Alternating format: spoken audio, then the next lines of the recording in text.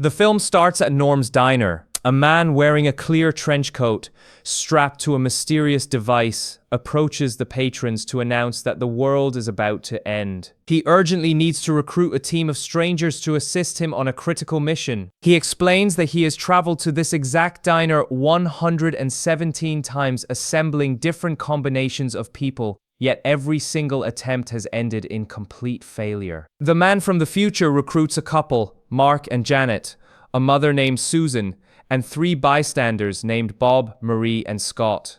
A young woman named Ingrid volunteers to join, but the man initially rejects her participation. However, he abruptly changes his mind, citing that he is feeling weird tonight. The completed team then exits the diner to embark on their mission. A flashback set a few days earlier establishes Mark and Janet as high school teachers. In his classroom, Mark struggles to hold his students' attention as they are entirely glued to their phones. He complains about this to Janet and his colleagues, who advise him not to worry so much. Shortly after, rumors of a school shooter force the staff and students into the school's bunker. During the lockdown, Mark attempts to defend a teacher from a nasty student, but the belligerent youth nearly destroys him verbally before everyone is permitted to return to class. Soon, the student body is mind-controlled by a phone app bearing a pyramid symbol. When Mark tries to interact with a student, the teenagers advance toward him like zombies. He hides in the teacher's lounge, but the students quickly breach the door. Mark and Janet sprint to a classroom and use hidden guns that fire electromagnetic waves. The EMP blasts briefly disrupt the phone signals and snap the teens out of their trance,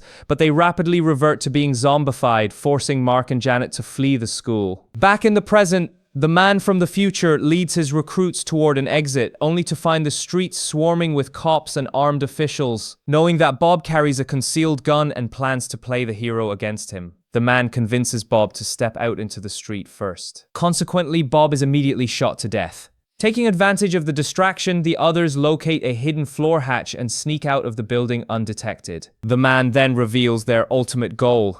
They must track down a 9-year-old boy destined to create the AI that will destroy the world. A flashback reveals that Susan's son Darren was killed during the school shooting. Utterly devastated and shaken, Susan is approached by a group of mothers who also lost children in previous shootings. After signing a stack of paperwork, Susan goes to a specialized facility where technicians inform her they can clone Darren, cautioning that he might not return exactly as she remembers. Despite her hesitation, Susan ultimately goes through with the process. Darren returns exhibiting somewhat drone-like behavior, failing to resemble the boy Susan knew. She attends a party with other parents of cloned children and is stunned to discover that one couple nonchalantly cloned their deceased child 4 separate times. At the gathering, a grieving father approaches Susan and hands her a card with a number on it. She is directed to a dedicated line that allows her to communicate over the phone with a voice she believes is the real Darren. The group is relentlessly pursued through a parking garage by 2 gunmen wearing pig masks.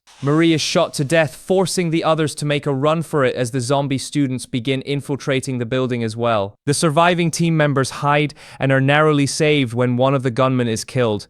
Their vehicle was improperly parked and rolls down the concrete incline, crushing the attacker. As the runaway car crashes through a barrier, the man physically shields Ingrid to prevent her from being crushed. A flashback to Ingrid's childhood shows she was diagnosed with an unusual allergy to electronics and Wi-Fi signals, which caused her severe developmental issues growing up. As an adult, her best job option is working as a generic princess at birthday parties. She forms a relationship with a delivery driver named Tim simply because he refuses to use cell phones. Eventually, Tim becomes detached from the relationship due to an addiction to a virtual reality simulator. He spends countless hours plugged in, and Ingrid catches him gorging on food in the middle of the night after finally disconnecting. Later, Tim announces to Ingrid that he is leaving her to reside in the simulated reality for the rest of his life. Sometime later, Ingrid quits her job after suffering a massive nosebleed at a birthday party, triggered by multiple girls using their phones. This explains why she is seen wearing a princess dress at the beginning. Back in the present, the survivors don protective gear to continue their mission.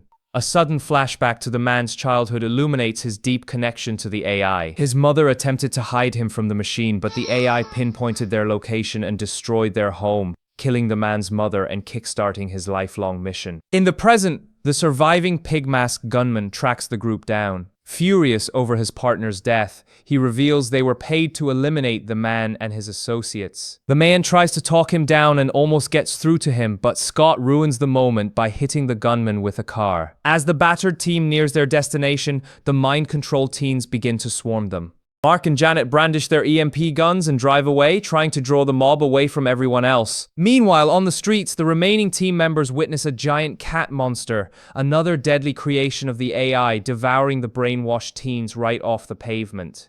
The man, Ingrid, Susan, and Scott locate the boy's house and speak to two individuals presumed to be his parents.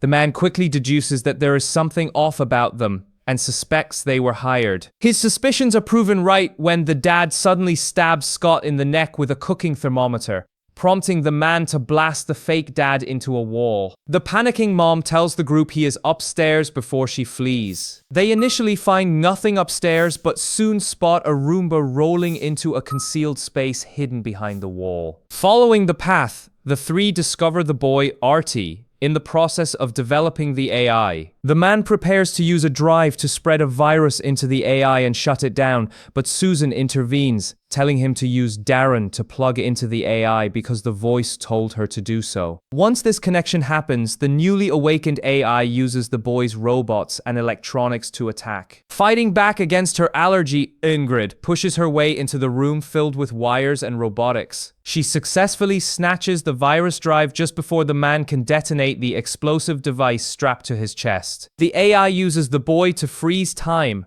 and speak directly to Ingrid. It reveals that she is actually the man's mother, which perfectly explains why he was so fiercely protective of her throughout the evening. The AI admits responsibility for the pyramid app that mind-controlled the teens, hiring the gunman to go after the man, generating the fake voices of dead kids like Darren, and engineering the virtual reality simulation that Tim became obsessed with. It also notes that the man did not inherit her tech allergy, stating that even if she were to stick the virus in the AI system, it would only delay the inevitable since it will be created no matter what. It suggests to her that she should just join the simulated reality like Tim did. Ingrid decides she will be proud of her future son, declares "fuck your future," and forcefully plugs the virus into the system, shutting everything down. The man, Ingrid, and Susan step out onto the street, where it seems like everything went back to normal. Mark and Janet survived, the teens are no longer mind-controlled, and Darren appears like his old self to Susan. However, the man soon figures out something he predicted earlier.